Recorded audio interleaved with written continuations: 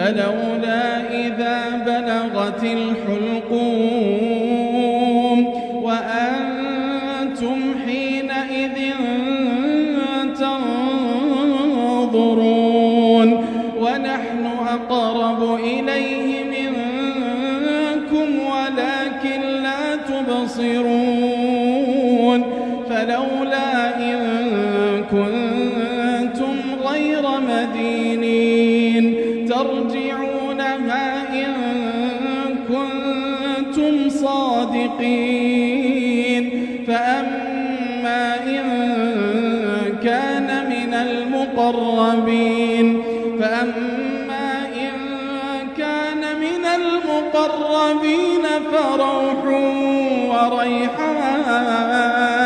فروح وريحان وجنة نعيم.